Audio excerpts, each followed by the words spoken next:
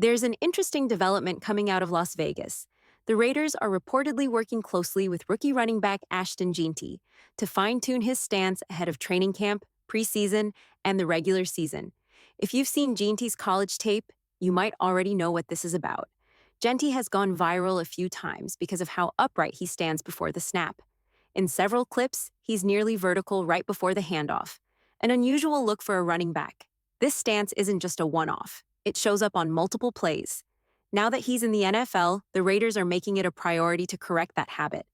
During rookie minicamp, Genty was already seen adjusting his form, lowering his center of gravity, bending his knees, and keeping his hands on them before the snap.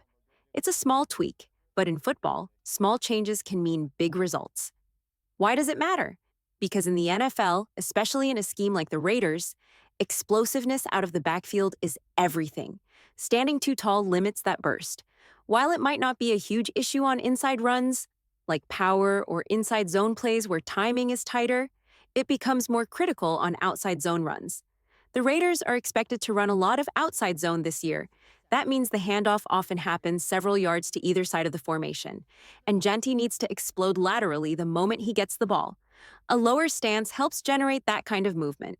In today's NFL, every detail is part of a larger system. The quarterback's footwork, the angle of the handoff, the way offensive linemen block. It's all choreographed. You can't just freelance. So Genty's stance adjustment is about fitting into that structure and maximizing his impact in this offense. Will this stance correction make or break his career?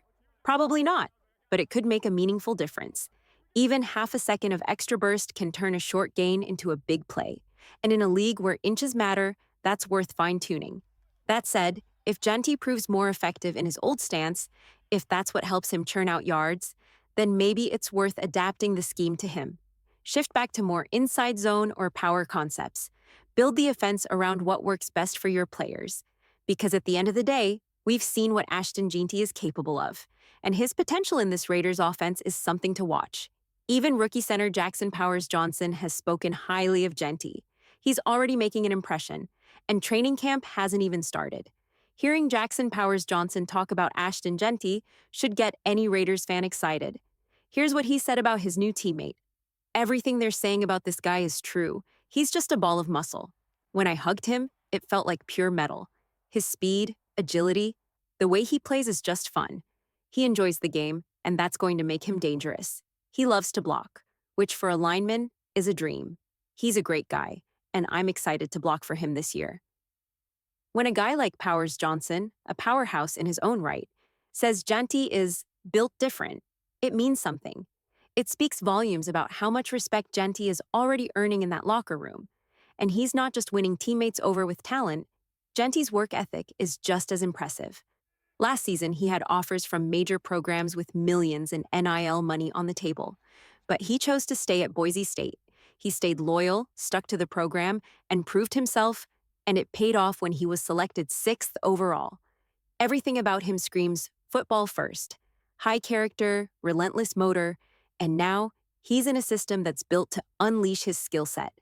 Pair him with Brock Bowers, and suddenly the Raiders' offense is stacked with young, explosive playmakers who could shape this team for years to come. Now, let's shift gears to a name that's been generating a very different kind of buzz, Tyree Wilson. On a recent Reddit thread in the Raiders community, one fan raised a tough but fair question. Is there still hope for Tyree Wilson? Wilson was drafted 7th overall, a pick that comes with high expectations, especially in a class that's already produced several standout defensive linemen. But what's raising eyebrows isn't just his performance on the field, it's his presence, or lack thereof, off it. The fan pointed out something interesting from Max Crosby's podcast, The Rush. While Crosby often praises the work ethic of the D-line cult, his tight-knit group of linemen grinding to improve, Wilson's name doesn't come up. In fact, during an episode featuring Malcolm Koonce, Crosby discussed how some players don't want advice. He emphasized that strength and bull rushing alone aren't enough, because experienced offensive linemen will neutralize one-dimensional pass rushers. The implication? That Wilson might be one of those players who hasn't fully bought into the process, at least not yet. Whether that's a fair assessment or just speculation, it highlights a concern. This isn't about talent. Wilson has the physical tools, This is about development, coachability, and commitment to growth. And in a defense led by someone as driven as Max Crosby, standing out for the wrong reasons can be costly. So the question remains, can Tyree Wilson rise to the occasion? The tools are there. The opportunity is still wide open, but the clock is ticking. Let's stay on the topic of Tyree Wilson, because the conversation around him is only getting louder. A lot of this stems from the most recent episode of The Rush, Max Crosby's podcast.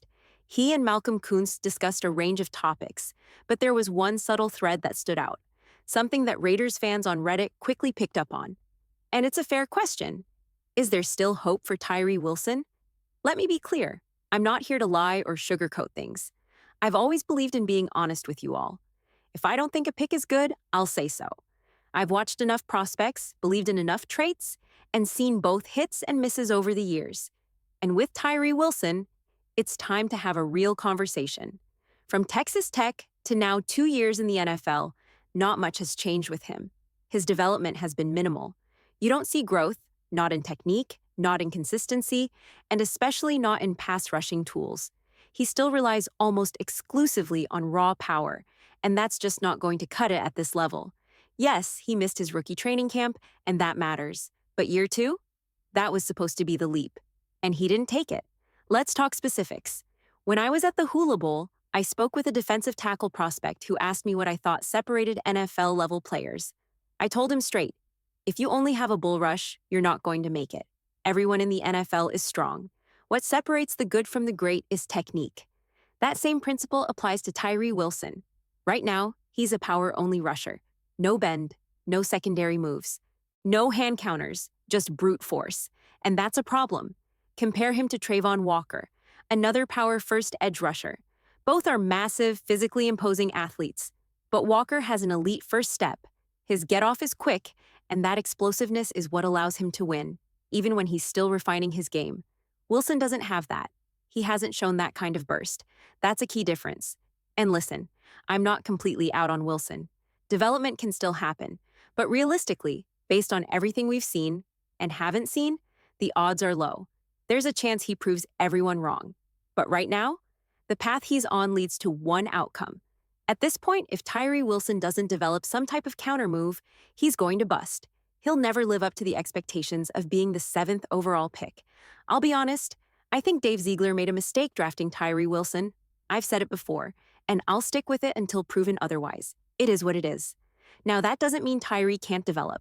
In fact, he only needs to add one solid counter to his game. That's it. I was talking with a few defensive linemen at the Hula Bowl, and one of them mentioned how much he loves the bull rush and uses what's called the fork technique. That's when an offensive lineman strikes, and the defender gets under the elbow to lift the arm, creating leverage to drive through. This guy was doing it well, and I told him so. But I also told him, the bull rush alone won't get you far. You've got to add a counter. That counter can be a club move, a swipe, or even something like Jalen Carter's hezzy swipe or his swim move. Jalen Carter keeps blockers guessing, and that unpredictability is what makes him elite. Tyree Wilson has a powerful bull rush, but if he doesn't add a counter move, he won't stick as a Raider. Now, will he stay in the league? Probably. He's a top 10 pick. Teams will always be willing to take a chance. Just look at Clelin Ferrell, who's still playing in year 7 or 8. But for Tyree to make a real impact in silver and black, he has to evolve. Now let's close this out with a quick Malcolm Koonce update. Because man, he's been everything Tyree Wilson hasn't. From day 1, Malcolm Koonce was an easy projection. It wasn't hard to see. I don't say that to brag, and I don't watch every player in the league. But sometimes, you just know. Koonce had it. Same way I saw it early with Jonathan Greenard, and even Austin Booker from Chicago. That guy has top 10 edge rusher potential. Or Landon Jackson, the Arkansas defensive end Buffalo drafted. He's going to be a problem. You can just tell. And with Koonce, it was obvious. On the Rush podcast, Koonce said something that really stuck out, and it shows just how much this guy wanted to stay a Raider. Here's what he said about free agency. The draft is stressful because you don't know where you're going to go. Free agency is like your mini draft that nobody knows about except you, your agent, and maybe your family. I knew I wanted to come back to the Raiders. I wanted to play with you guys again. So my agent would say, Team X, Y, and Z are interested. And I'd be like, well, what did the Raiders say? They'd tell me how much money other teams were offering, and I'd keep asking, have you checked with the Raiders in the last couple days? That tells you everything. This guy was 100% invested in the Raiders. And think about this.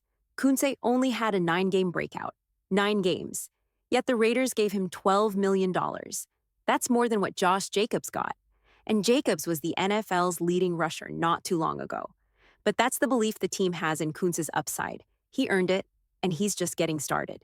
Let me be clear. Malcolm Koonce probably had offers on the table, real offers, from other NFL teams during free agency.